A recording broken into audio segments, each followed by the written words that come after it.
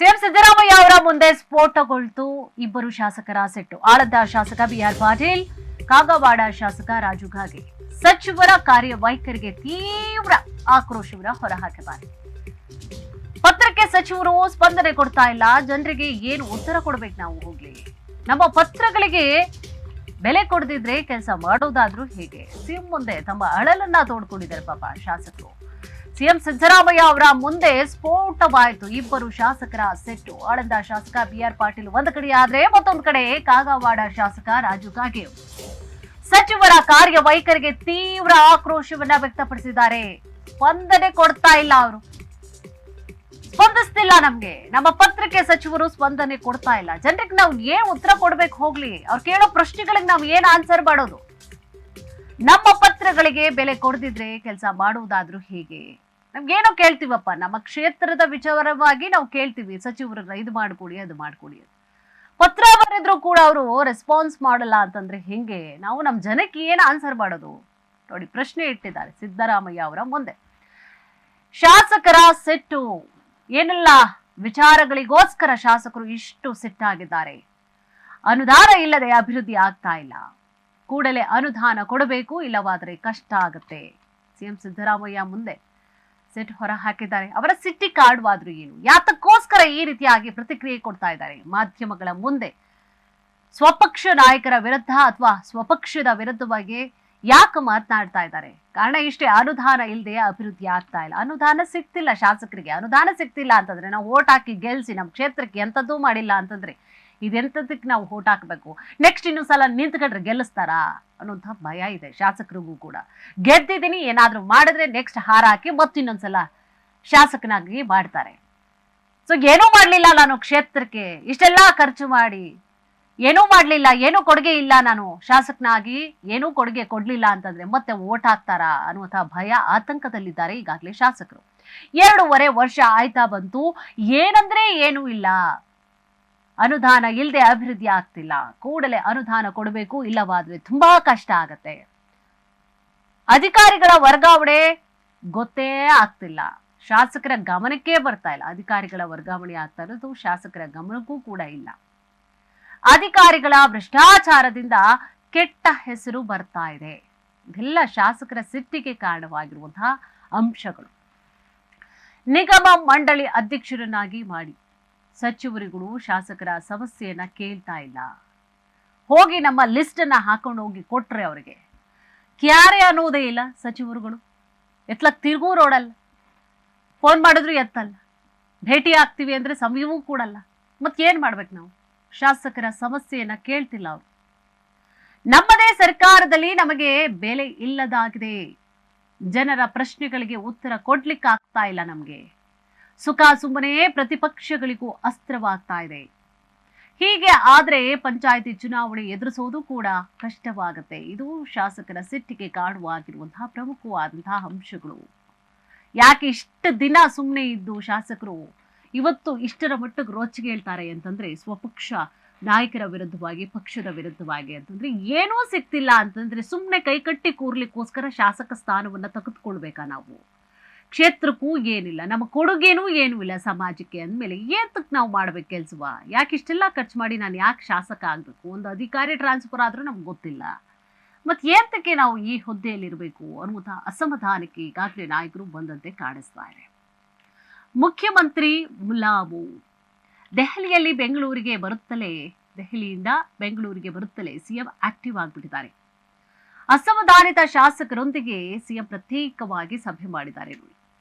CM ಮುಂದೆ ಸಾಲು ಸಾಲು ಬೇಡಿಕೆಯನ್ನ ಇಡ್ತಾ ಇದ್ದಾರೆ ಶಾಸಕರು. ಈಗ ಅವರು ಅಸಮಾಧಾನಗೊಂಡಿದ್ದು ಒಂದ್ ರೀತಿಯಾಗಿ ಅದು ಬ್ಲ್ಯಾಕ್ ಮೇಲ್ ರೀತಿ ಆಗಿದ್ರು ಕೂಡ, ಅಕಸ್ಮಾತ್ ಇವರೇನಾದ್ರೂ ಅನುದಾನ ಕೊಡ್ತಿಲ್ಲ ಅಂದ್ರೆ ರೋಚ್ ಗೆದ್ದಿರುತ್ತಾರೆ. ಎರಡೂ ಕೂಡ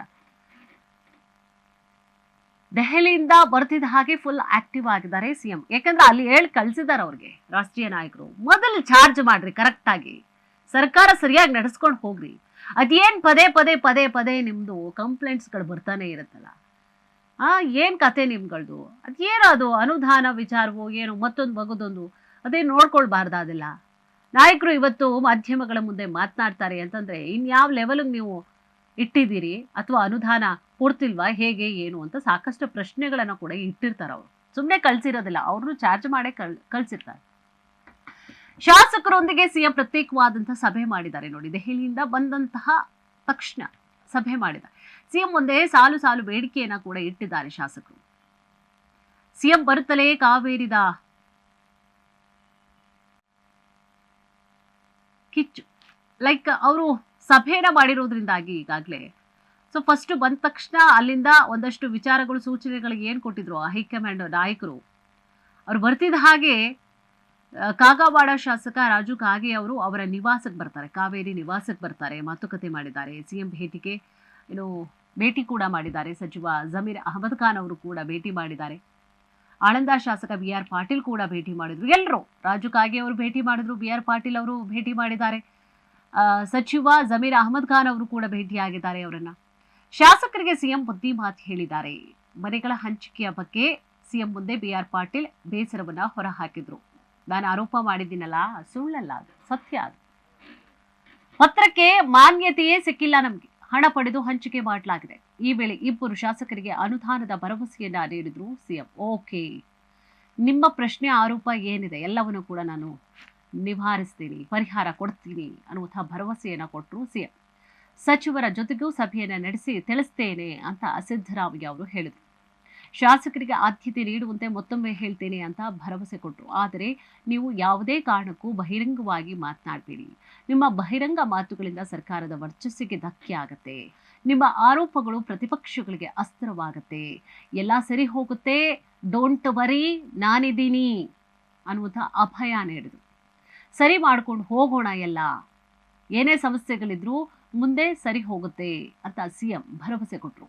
ಕ್ಷೇತ್ರದ ಅಭಿವೃದ್ಧಿಗಾಗಿ ಹೆಚ್ಚಿನ ಅನುದಾನದ ಅಗತ್ಯ ಇದೆ ಅಂತ ರಾಜು ಕಾಗೆ ಅವರು ಈ ಒಂದು ಸಂದರ್ಭದಲ್ಲಿ ಮಾತನಾಡಿದರು. ನೋಡಿ, ಓಡೋಡಿ ಬರ್ತಿದ್ದ ಹಾಗೆ ಅವರು ಫಸ್ಟ್ ಕರೆಯುವಂಥದ್ದೇ ಸಭೆ ಮಾಡ್ತಾರೆ. ಶಾಸಕರು ಮತ್ತು ಸಚಿವರ ಜೊತೆಗೆ ಸಿಎಂ ಸಿದ್ದರಾಮಯ್ಯ ಅವರು ಸಭೆ ಮಾಡ್ತಾರೆ. ಏನು ಪ್ರಾಬ್ಲಮ್ ಆಗಿದೆ ಅದರ ಬಗ್ಗೆ ಮಾಹಿತಿಯನ್ನ ಕಲೆ ಹಾಕ್ತಾರೆ. ಜೊತೆಗೆ ಅದಕ್ಕೆ ಪರಿಹಾರವೋ ಭರವಸೆಯೋ ಅಭಯವನ್ನು ಕೂಡ ಈಗಾಗಲೇ ಸಿಎಂ ಸಿದ್ದರಾಮಯ್ಯ ಅವರು ಕೊಟ್ಟಿದ್ದಾರೆ. ನಾನಿದ್ದೀನಿ, ಡೋಂಟ್ ವರಿ, ನಾನು ಏನು ಸಮಸ್ಯೆಗಳಾಗಿದೆ ಪರಿಹರಿಸ್ತೀನಿ ಅದ್ರ ಬಗ್ಗೆ. ಜೊತೆಗೆ ನೀವು ಸ್ವಲ್ಪ ಮಾಧ್ಯಮಗಳ ಮುಂದೆ ಹೇಳಿಕೆಗಳನ್ನು ಕೊಡುವಂಥದ್ದು, ಪಕ್ಷದ ವಿರುದ್ಧವಾಗಿ ಮಾತನಾಡುವಂಥದ್ದನ್ನ ಬಿಡಿ ಅಂತ ಶಾಸಕರಿಗೆ ಸಚಿವರಿಗೆ ಹೇಳಿದ್ದಾರೆ. ಶಾಸಕರಿಗೆ ಅನುದಾನದ ಭರವಸೆಯನ್ನು ಕೂಡ ಕೊಟ್ಟರು. ಸಚಿವರ ಜೊತೆಗೂ ಕೂಡ ಸಭೆಯನ್ನ ನಡೆಸಿ ತಿಳಿಸ್ತೇನೆ ಅಂತ ಹೇಳಿ ಕೂಡ ಶಾಸಕರಿಗೆ ಹೇಳಿದ್ರು. ಶಾಸಕರಿಗೆ ಆದ್ಯತೆ ನೀಡುವಂತೆ ಮತ್ತೊಮ್ಮೆ ಹೇಳ್ತೇನೆ ಅಂತ ಭರವಸೆಯನ್ನ ಕೊಟ್ಟರು. ಆದರೆ ನೀವು ಯಾವುದೇ ಕಾರಣಕ್ಕೂ ಬಹಿರಂಗವಾಗಿ ಮಾತನಾಡಬೇಡಿ. ನಿಮ್ಮ ಬಹಿರಂಗ ಮಾತುಗಳಿಂದ ಸರ್ಕಾರದ ವರ್ಚಸ್ಸಿಗೆ ಧಕ್ಕೆ ಆಗುತ್ತೆ. ನಾನು ಹೇಳ್ತೀನಿ, ಸಚಿವರಿಗೂ ಹೇಳ್ತೀನಿ, ಶಾಸಕರಿಗೆ ಅವರ ಪರವಾಗಿ ನಿಂತ್ಕೊಳ್ಳಿ, ಬೆಂಬಲ ಕೊಡಿ, ಅವರಿಗೆ ಆದ್ಯತೆ ಕೊಡಿ ಶಾಸಕರಿಗೆ ಅಂತ ಹೇಳಿ ನಾನು ಹೇಳ್ತೀನಿ ಸಚಿವರಿಗೆ ಅನ್ನುವಂತಹ ಭರವಸೆಯನ್ನು ಕೂಡ ಕೊಟ್ಟರು. ಪ್ರತಿಪಕ್ಷಗಳಿಗೆ ಅಸ್ತ್ರ ಮಾಡಿಕೊಟ್ಟಂತಾಗತ್ತೆ ನೀವು ಈ ರೀತಿಯಾಗಿ ಮಾತನಾಡ್ತಾ ಇದ್ರೆ. ಎಲ್ಲ ಸರಿ ಹೋಗುತ್ತೆ, ಡೋಂಟ್ ವರಿ, ಸರಿ ಮಾಡ್ಕೊಂಡು ಹೋಗೋಣ ಎಲ್ಲವನ್ನೂ ಕೂಡ ಅಂತ ಸಿಎಂ ಸಿದ್ದರಾಮಯ್ಯ ಅವರು ಮಾತನಾಡಿದರು. ಸಿದ್ದು ಸ್ಟ್ರಾಟಜಿ ಆದ್ರೂ ಏನು? ಶಾಸಕರ ಕ್ಷೇತ್ರಗಳಿಗೆ ತಲಾ 50 ಕೋಟಿ ಅನುದಾನ. ಸ್ಟ್ರಾಟಜಿ ಮಾಡಲೇಬೇಕು ಅವರು. ಇಷ್ಟು ದಿನ ಸೈಲೆಂಟ್ ಆಗಿದ್ರು, ಇವಾಗ ಯಾವಾಗ ಅವರು ರೊಚ್ಚಿಗೆದ್ದಿದ್ದಾರೋ ಈಗ ಕೊಡ್ಲೇಬೇಕು, ಅನುದಾನವನ್ನ ಕೊಡ್ಲೇಬೇಕು, ಇಲ್ಲಾಂದ್ರೆ ಮತ್ತೆ ಮಾತಾಡ್ತಾರ ಅವರು. ಸೊ ಶಾಸಕರ ಕ್ಷೇತ್ರಗಳಿಗೆ ತಲಾ 50 ಕೋಟಿ ಅನುದಾನ ನೀಡುವಂತೆ ಚಿಂತನೆ ನಡೆಸ್ತಾ ಇದ್ದಾರೆ. ಪ್ರತಿದಿನವೂ ಬ್ರೇಕ್ಫಾಸ್ಟ್ ಡಿನ್ನರ್ ನೆಪದಲ್ಲಿ ಸಭೆಯನ್ನ ಮಾಡಲಿಕ್ಕೆ, ಶಾಸಕರ ಸಮಸ್ಯೆಗಳನ್ನ ಆಲಿಸಿ ಅದಕ್ಕೆ ಪರಿಹಾರವನ್ನ ನೀಡುವಂತಹ ನಿಟ್ಟಿನಲ್ಲಿ ಶಾಸಕರ ಮನವಿಗಳಿಗೆ ಸ್ಪಂದಿಸುವಂತಹ ಸಚಿವರಿಗೆ ಕಿವಿಮಾತನ್ನ ಕೊಡ್ತಾ ಇದ್ದಾರೆ. ವರ್ಗಾವಣೆ, ಅನುದಾನ ವಿಚಾರಗಳಲ್ಲಿ ಸಮನ್ವಯತೆಯನ್ನ ಕಾಪಾಡುವಂತೆ ಕ್ಷೇತ್ರಗಳ ಕಾಮಗಾರಿಗೆ ಆಕ್ಷನ್ ಪ್ಲಾನ್ಗೆ ಈಗಾಗಲೇ ಸೂಚನೆ ಕೊಡ್ತಿದ್ದಾರೆ. ಇದು ಇಷ್ಟು ಸ್ಟ್ರಾಟಜಿ. ಯಾಕೆಂದ್ರೆ ಈಗ ಪಕ್ಷಕ್ಕೆ ಒಂದು ರೀತಿಯಾಗಿ ಹಿನ್ನಡೆ ಆಗಿದೆ, ಮುಖಭಂಗವಾಗಿದೆ ಸಿಎಂ ಸಿದ್ದರಾಮಯ್ಯ ಅವರಿಗೆ. ಸೊ ಸ್ಟ್ರಾಟಜಿಯನ್ನ ಮಾಡಲೇಬೇಕು ಅವರು. ಪಕ್ಷದ ನಾಯಕರನ್ನ ಮತ್ತೆ ಅವರು ತಮ್ಮಲ್ಲಿಗೆ ಇಟ್ಟುಕೊಳ್ಬೇಕು ಅಂತಂದ್ರೆ ಈಗೆಲ್ಲ ಮಾತನಾಡ್ತಾ ಇದಾರಲ್ಲ ಅವರ ವಿರುದ್ಧವಾಗಿ, ಅಂದ್ರೆ ಸರ್ಕಾರದ ವಿರುದ್ಧವಾಗಿ ಮಾತನಾಡ್ತಾ ಇದಾರಲ್ಲ, ಅದಕ್ಕೆ ಬ್ರೇಕ್ ಹಾಕಬೇಕು ಅಂತಂದ್ರೆ ಸಿಎಂ ಸಿದ್ದರಾಮಯ್ಯ ಅವರು ಸ್ಟ್ರಾಟಜಿ ಮಾಡಲೇಬೇಕು. ಏನ್ ಮಾಡ್ತಾರೆ? ಎಸ್, ಅದು ತಲಾ 50 ಕೋಟಿ ಅನುದಾನ ಕೊಡ್ತಾರೆ ಕ್ಷೇತ್ರಗಳಿಗೆ. ಪ್ರತಿದಿನವೂ ಬ್ರೇಕ್ಫಾಸ್ಟ್ ಡಿನ್ನರ್ ನೆಪದಲ್ಲಿ ಸಭೆ ಮಾಡ್ತಾರೆ. ಸೊ ಹೇಗಿದ್ದಾರೆ ಏನು, ಅವರ ಮನಸ್ಥಿತಿ ಹೇಗಿದೆ ಏನು ಅಂತ ಹೇಳಿ ಗೊತ್ತಾಗುತ್ತೆ. ಅವಾಗ ಸಭೆ ಮಾಡಿದ್ರೆ ಸ್ವಲ್ಪ ಗೊತ್ತಾಗುತ್ತೆ ಅವರ ಮನಸ್ಥಿತಿ ಯಾವ ರೀತಿ ಆಗಿರುತ್ತೆ ಅನ್ನೋದು ಕೂಡ ಗೊತ್ತಾಗುತ್ತೆ. ಶಾಸಕರ ಸಮಸ್ಯೆಗಳನ್ನ ಆಲಿಸಿ ಅದಕ್ಕೆ ಪರಿಹಾರವನ್ನ ಕೊಡುವಂತಹ ನಿಟ್ಟಿನಲ್ಲಿ ಇದ್ದಾರೆ ಸಿಎಂ. ಶಾಸಕರ ಮನವಿಗಳಿಗೆ ಸ್ಪಂದಿಸುವಂತಹ ಸಚಿವರಿಗೆ ಕಿವಿ ಮಾತನ್ನ ಕೂಡ ಹೇಳ್ತಾ ಇದ್ದಾರೆ. ಸ್ಪಂದಿಸಬೇಕು ನೀವು ಕೂಡ ಅಂತ ಸಚಿವರಿಗೆ ಕಿವಿ ಮಾತು ಹೇಳ್ತಾ ಇದ್ದಾರೆ. ನೀವು ಅಲ್ಲೇ ಸ್ಪಂದಿಸಿದ್ರೆ ಇಲ್ಲಿವರೆಗೂ ಬರ್ತಾ ಇರಲಿಲ್ಲ, ಹೈಕಮಾಂಡ್ ವರ್ಗೂ ಕೂಡ ಹೋಗ್ತಾ ಇರಲಿಲ್ಲ. ನೀವು ಸರಿಯಾಗಿ ನಿಂತ್ಕೊಂಡು ಮಾಡಿ ಎಲ್ಲ ಕೆಲಸ. ಅದೇನೋ ಒಂದು ಸ್ವಲ್ಪ ಬೆಂಬಲವಾಗಿ ನಿಂತುಕೊಳ್ಳಿ, ಆದ್ಯತೆ ಕೊಡಿ, ಶಾಸಕರ ಮಾತುಗಳಿಗೂ ಆದ್ಯತೆ ಕೊಡಿ ಅಂತ ಸಚಿವರಿಗೆ ಕಿವಿ ಮಾತನ್ನ ಹೇಳಿದ್ದಾರೆ. ವರ್ಗಾವಣೆ ಅನುದಾನ ವಿಚಾರಗಳಲ್ಲಿ ಇಬ್ರು ಕೂಡ ಸಮನ್ವಯತೆಯನ್ನ ಸಾಧಿಸಿ, ಕ್ಷೇತ್ರಗಳ ಕಾಮಗಾರಿಗೆ ಆಕ್ಷನ್ ಪ್ಲಾನ್ಗೆ ಸೂಚನೆ ಕೊಡಿ, ಹಂತ ಹಂತವಾಗಿ ಕ್ಷೇತ್ರಗಳಿಗೆ ಅನುದಾನ ಬಿಡುಗಡೆ ಮಾಡ್ತೀವಿ ಅನ್ನುವಂತಹ ಸ್ಟ್ರಾಟಜಿಯನ್ನ ಸಿಎಂ ಸಿದ್ದರಾಮಯ್ಯ ಅವರು ತಗೊಂಡಿದ್ದಾರೆ.